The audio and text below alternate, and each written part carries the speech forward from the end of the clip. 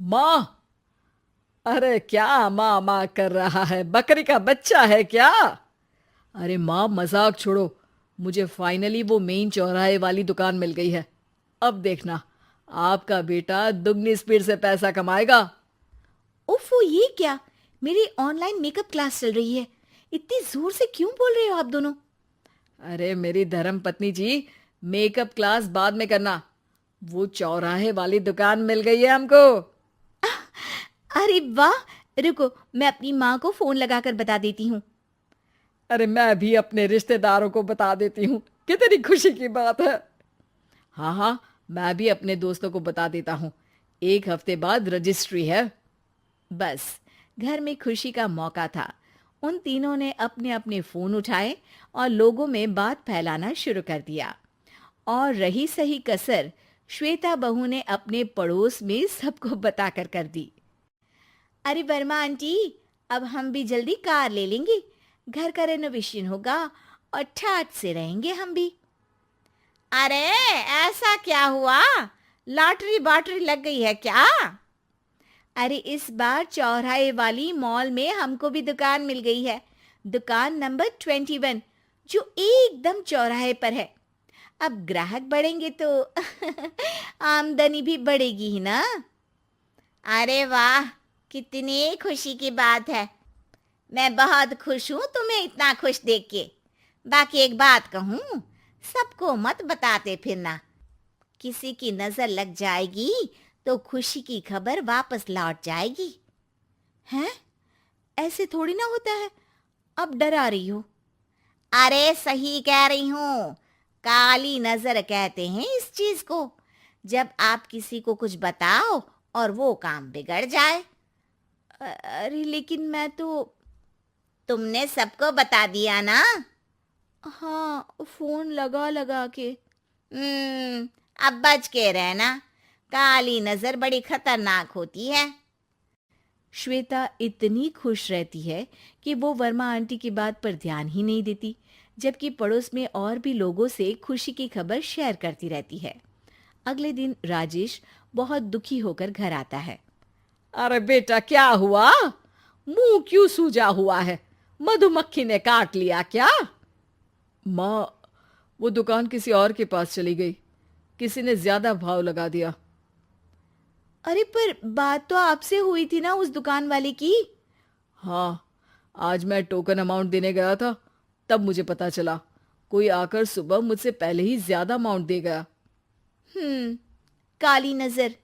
क्या? क्या कहा? वर्मा आंटी ने समझाया था कि किसी को बताना मत, वरना काली नजर लग जाएगी। अच्छा, तुम्हें उनकी बात मान लेनी चाहिए थी।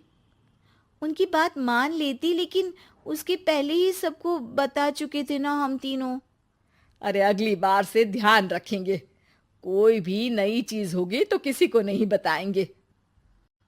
तीनों कुछ दिन ऐसे ही रहते हैं, पर एक दिन श्वेता को एक मेल आता है।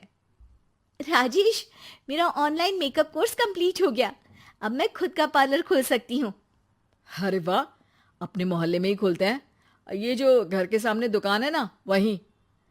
हाँ, यहाँ सस्ती भी मिल जाएगी। अगले दिन श्वेता वर्मा आंटी के पास जाती है, मिठाई का डब्बा लेकर। अरे आओ आओ, कैसे आना हुआ? जोर से नहीं बोलूंगी। वो सामने वाली दुकान है ना, वहां मैं अपनी पार्लर की दुकान खोलने वाली हूँ।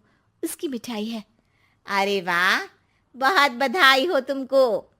हाँ, मैं कमाने लगूंगी तो राजेश पर पूरे घर का बोझ नहीं रहेगा ना आंटी जी।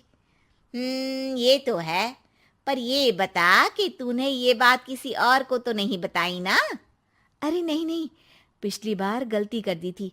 काली नजर लगी किसी की और राजेश के हाथ से वो दुकान चली गई थी। सबको मत बताना।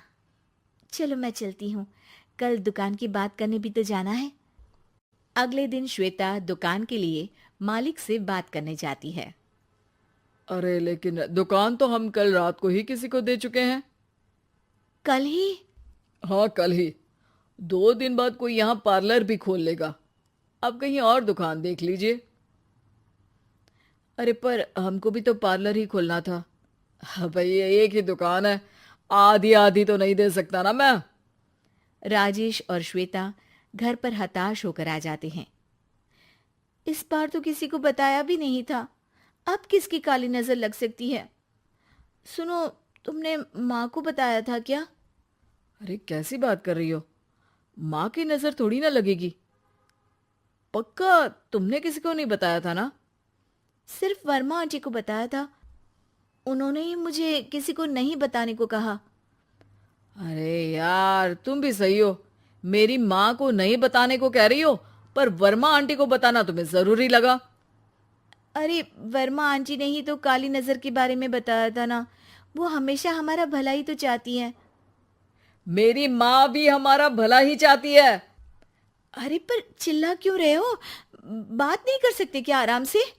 नहीं आता वो आराम से बात करना, और करना भी नहीं चाहता हूं मैं। दुकान जाने का दुख गुस्से में बदल गया था और राजेश और श्वेता में बात बंद हो गई थी। 2 दिन बाद मोहल्ले में पार्लर का इनॉग्रेशन हुआ, जिसमें मोहल्ले के सभी लोगों को बुलाया गया, पर श्वेता, राजेश और माँ नहीं जाते। माँ, अंदर आ जाओ, क्या देख रही हो? अरे नया पार्लर देख रही हूं अपने आंगन से। देखो, माँ को दूसरे का सुख देखने में कितना मजा आ रहा है, मेरा दुख नहीं दिख रहा इन्हें। यहाँ मेरा पार्लर भी तो हो सकता था। अरे चुप रहो यार, हर बात में लड़ाई क्यों ढूंढ रही हो? राजेश और श्वेता फिर बहस करने लगते थे। तभी माँ ने दोनों को बाहर बुलाया। अरे जरा देखो तो, दुकान चलाने वाले का बोर्ड पर नाम क्या लिखा है? श्रुति वर्मा। गाड़ी निकाले बेटा, हमें कहीं जाना है। काली नजर का इलाज कराने? राजेश अपनी बाइक निकालता है। तीनों ट्रिपलिंग कर रहे हैं। माँ राजेश को उस मॉल वाली दुकान पर लेकर जाती है जहां राजेश अपनी दुकान खोलने वाला था। यही दुकान लेना चाहता था ना तू? हाँ, पर इनको भी दुखी करने लेकर आई हो क्या यहाँ पर दुकान दिखाकर? वहां काफी नहीं था? अरे श्वेता, थोड़ा सब्र रख, अभी पता चलेगा कि हम यहाँ क्यों आए हैं। बता, इस दुकान चलाने वाले का नाम क्या है? अनुपम वर्मा। कुछ समझ में आया?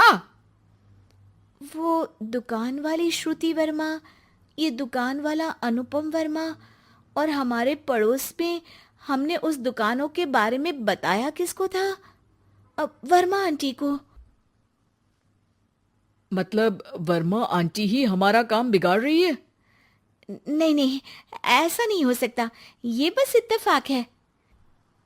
राजेश अपना फोन निकालता है और श्रुति वर्मा और अनुपम वर्मा के नाम फेसबुक पर सर्च करता है, जहां ये दोनों ही वर्मा आंटी के रिश्तेदार होते हैं। श्वेता को समझ में आ जाता है कि वर्मा आंटी की ही नजर काली नजर है। अब क्या करना है? कोई भी खुशी की खबर हो तो काली नजर से बचना है, यानी वर्मा आंटी से बचना है। अरे पर मुझे ये समझ में नहीं आया कि वो हमारे साथ ऐसा क्यों करेंगी। अरे बेटा, एक सीख है, दूर के आदमी को आपकी तरक्की से कम परेशानी होगी, पड़ोसी को ज्यादा। दोनों माँ की बात में हामी भरते हैं और अगला काम चुपचाप करने की कसम खाते हैं, ताकि आगे से वर्मा आंटी कोई काम ना बिगाड़